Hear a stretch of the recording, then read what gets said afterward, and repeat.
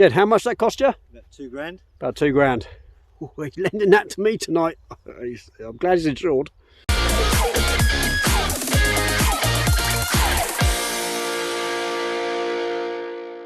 Hello and welcome to another video. This video is going to be about the... Oh, let me get it again, because I had it just a minute ago. I'm picking it up again, Jed, all right?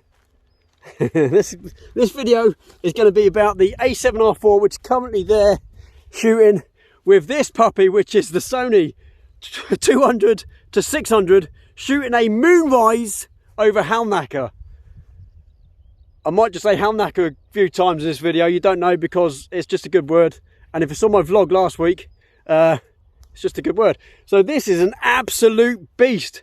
And the idea behind this is the moon's going to be rising over there. We're going to be the other side of the hill about 20 minutes after the moon has risen and shot around the sky a little bit. We're going to try and get the moon behind Halnaker. May even bracket, I don't know. Don't know yet how that's going to work.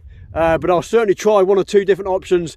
And stick with this video because it's going to be quite amazing. I'm going to get as much in while it's light as possible in this video. Explain to you what I'm going to be doing. And yeah, stick with it. And hopefully in a very short while, you're going to see some images of the moon rising behind Halnaker. Right, let's get into this.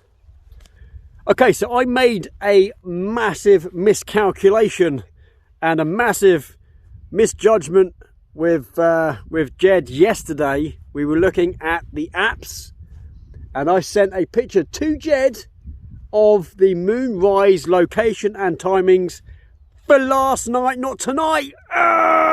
Idiot, what a douchebag. So tonight the moon isn't rising until nearer 9 o'clock, which is okay because we're going to be down here. We're down here for the duration. I've got other things we're going to be doing. We're going to be doing some light painting later, so we're going to have plenty of stuff to do before the moon rises. I just don't know whether we're going to get a sun set. Who cares? It doesn't matter because I've got some other bits and pieces to do anyway, so it's not a problem.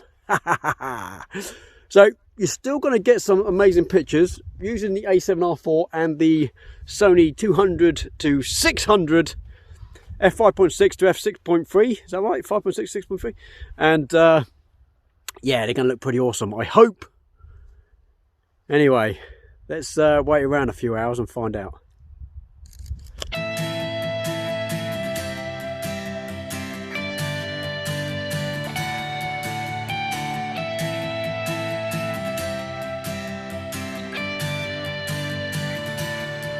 That's wobbly. Look how zoomed in this thing is, look. That's 200. 600. Now the red you see is focus peaking, that's just the system telling me that it's in focus, but it's wobbly as hell on my tripod. I need a better tripod for this kind. I might have to borrow Jed's beast of a tripod a bit later on when we do these shots.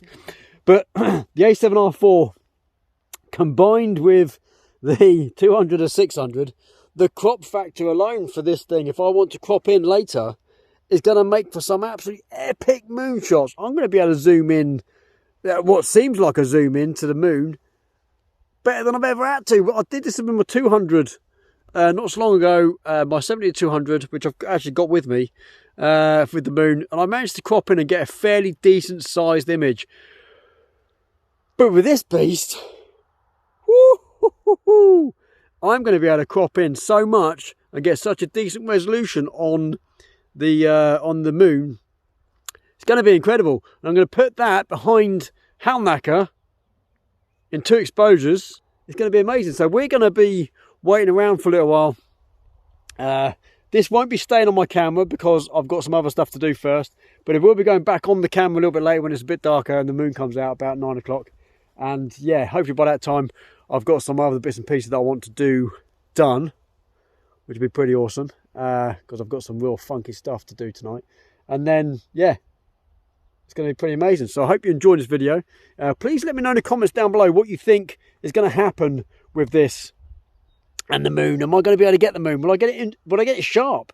Maybe not on this tripod, but if I can get it sharp, maybe using Jed's tripod later. Wow, it's going to be pretty damn awesome. Coupling this with the A7R4, I think, is a dream lens. This would be amazing for wildlife Absolutely. Sports photography? Abso-freaking-lutely. If you're into any of those bits and pieces, or you just want to shoot the moon. And landscapes? Definitely for landscapes. If you want to shoot the moon, this is going to be an absolute beast for you. Absolute beast.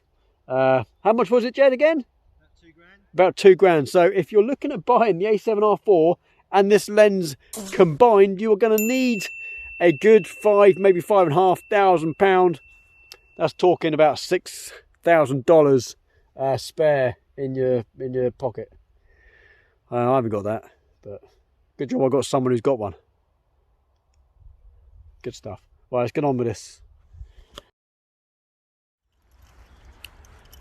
Okay, so it is another day. It's not the same day, obviously. It got too dark to film up on Halnaker Hill. And we got some pretty amazing shots. If you saw my vlog from that shoot, which I did a couple of weeks ago, you will see that we've got some really good shots out of it. And the A7R4 coupled with the Sony 200-600 is an absolute, I keep saying it's an absolute beast. I mean, I got some amazing shots, even with my 70-200. But when I put them side by side, which you can see here, you can see the difference is absolutely huge. To crop in, I can see some really amazing detail in the moon. And that's just one shot. If I did a couple of shots and stacked them together, I could get the moon probably even sharper.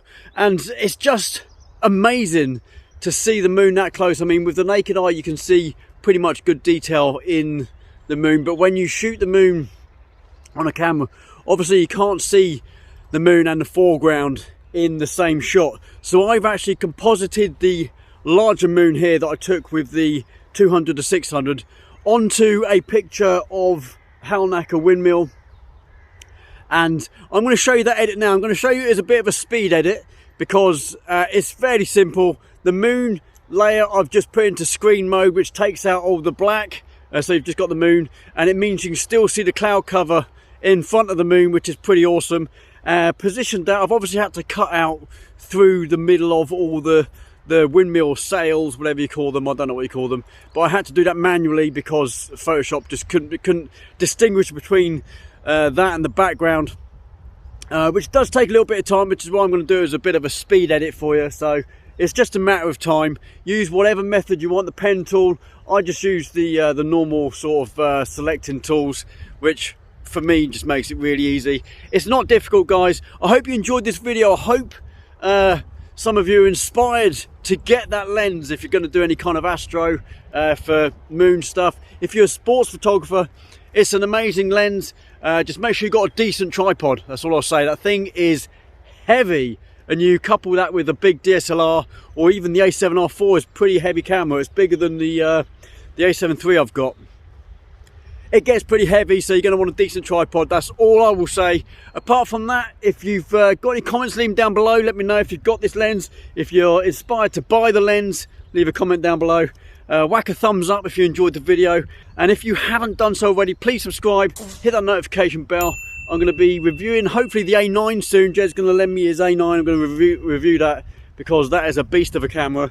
With some of the lenses I've got, it's going to make for some amazing stuff. I've got some awesome shoots coming up too. I've got some stuff coming up with Miss Nancy. You know, I shoot Miss Nancy quite a bit. I've actually got a studio day as a workshop. If you're interested in that, have a look on my website.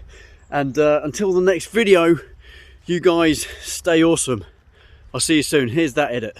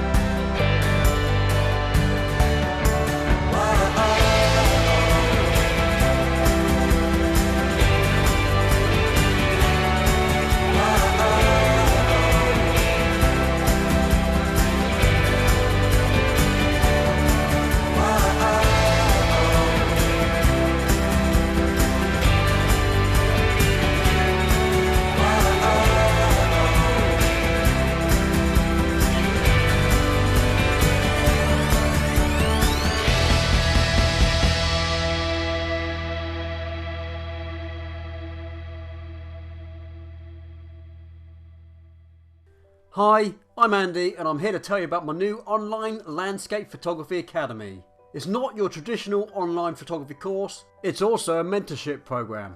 Many of you most likely know me from my YouTube channel, and if you enjoy my process of getting an awesome image from the landscape around me, you can learn to do that too. So, how does it work?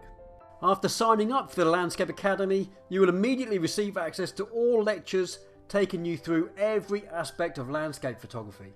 From beginner courses through to intermediate and onto the more advanced photographic techniques. At the end of each lecture, you'll be provided an assessment to progress you through the steps of creating an appealing image from beginning to end.